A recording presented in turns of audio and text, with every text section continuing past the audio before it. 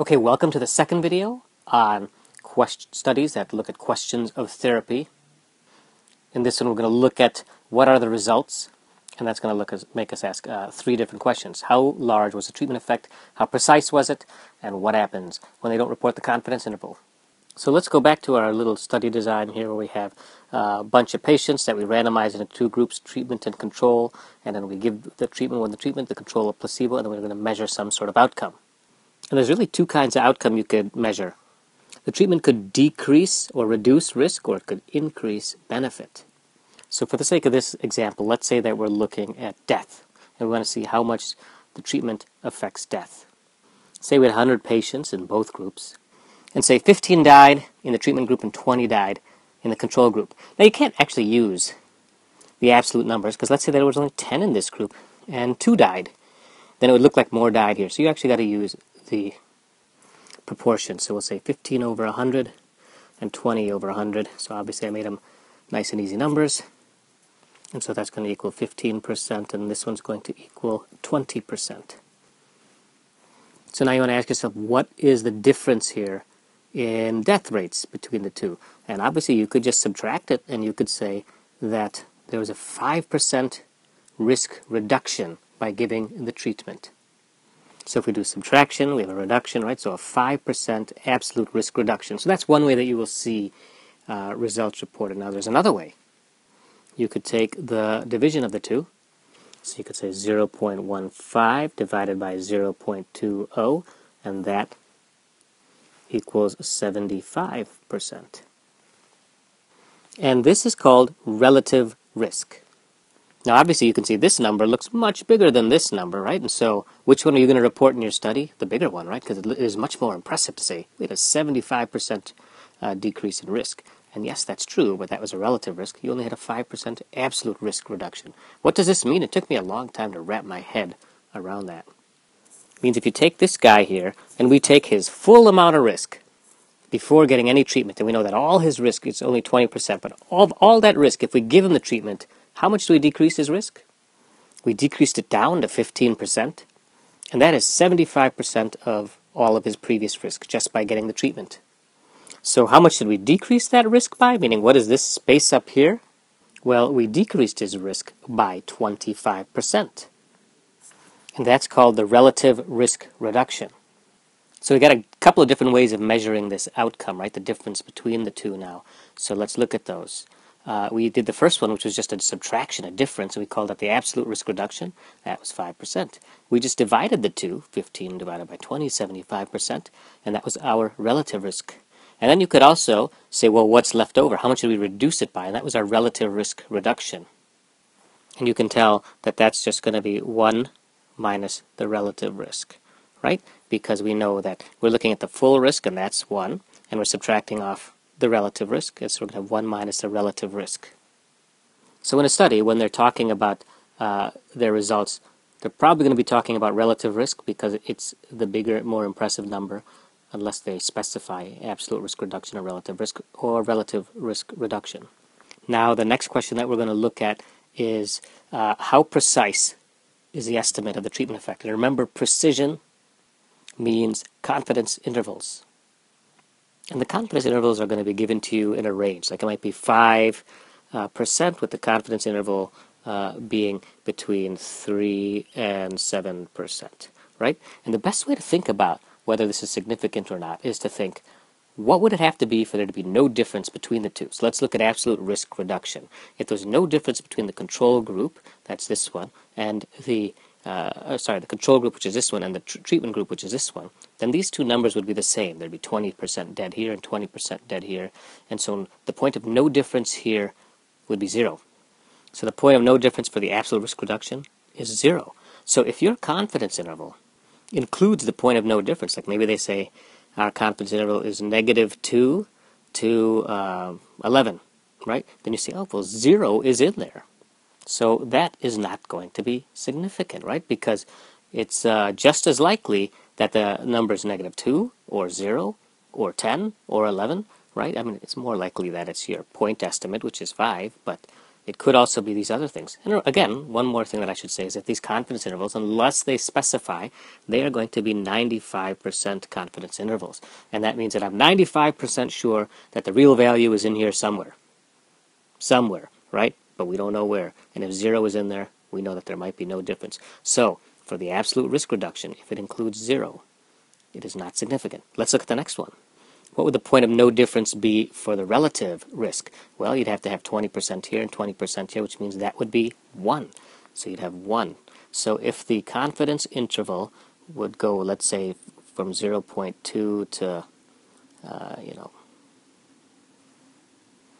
1.6, or in percentages 20 to 160, while 75% or 0.75 may be our point estimate, we know that the number 1, or 100%, is in here, and so it crosses the point of no difference, and so this would also not be significant.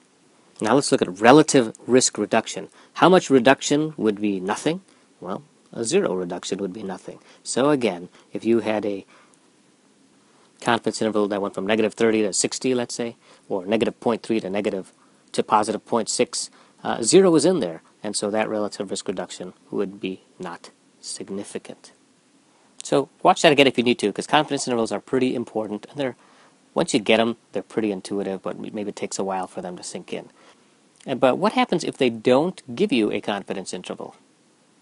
So most studies don't, at least in the past, give you a confidence interval. They give you p-values, and they'll say like a p-value equals 0.04, right?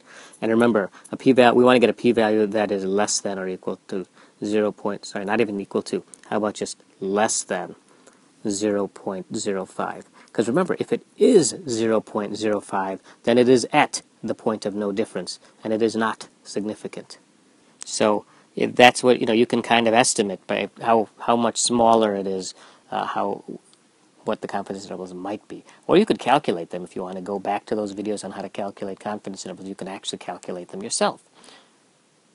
Most papers nowadays are actually giving you the confidence intervals, so that's much better. Okay, now the last question that we have to ask ourselves is, how can you apply this to patient care? And the first one says that, are the patients in the study similar to the one that you have? Maybe your patient is older, maybe your patient is sicker, or not as sick.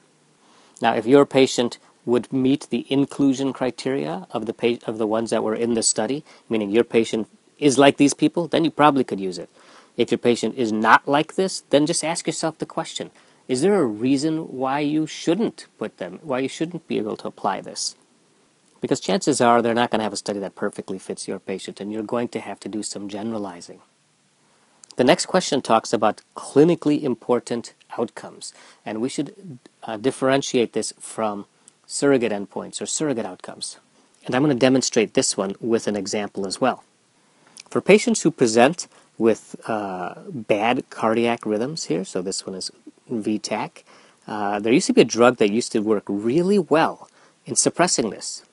Okay, maybe not really well, but it would work. It would take you out of this terrible rhythm and put you into a normal rhythm here. Flecainide, Encanide, those were the names of the common ones we used.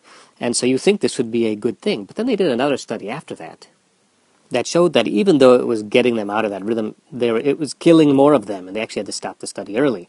And so what do you think is more important to patients, to be out of this rhythm or to be alive? Obviously, the clinically important outcome, the patient-important outcome is to be alive, right, not to be in this rhythm. And so this is a surrogate outcome. You think this would be good, right? We think this would have helped, but it apparently didn't help.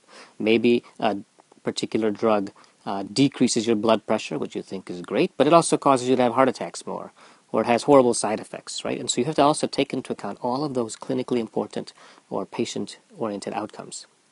So that's very important as well, to take into account the patient outcomes. And then the final question we're going to look at are the treatment benefits worth the potential harm and the costs?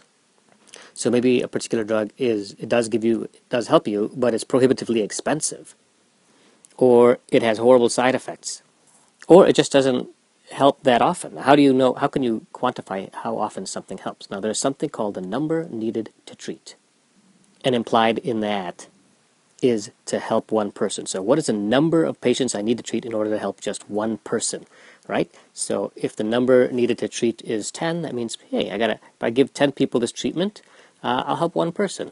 If it's 1,000, you know that this one is not as good, right? Because I got to treat 1,000 people just to help one person. And if it's 1,000,000, then I know I got to treat 1,000,000 people before I help one person. This third treatment over here, it's not so good. And the formula for the number needed to treat is very easy. It's 1 over the absolute risk ratio. And this, absolute risk reduction. And it will be not in the percentage, but in the decimal. So remember ours was 1 over 0.05. And so that equals 20, which means I would have to give 20 people that drug in order to help one person. So this number needed to treat is, again, another important concept that you're going to see hopefully over and over again in papers. It's one that allows you to compare the efficacy of treatments very easily. And there's also a converse number needed to harm as well that allows you to do something similar. So this was our very quick run-through questions of therapy and how you're going to evaluate those. You're not going to memorize all these things. You're going to use a rubric that helps you do that, and we'll have some on our website, theebmproject.wordpress.com, and you can find the rubrics there and just fill them in, but now you understand what all those questions that it is asking means. All right. Thank you very much for watching. I hope this was helpful, and I will see you later.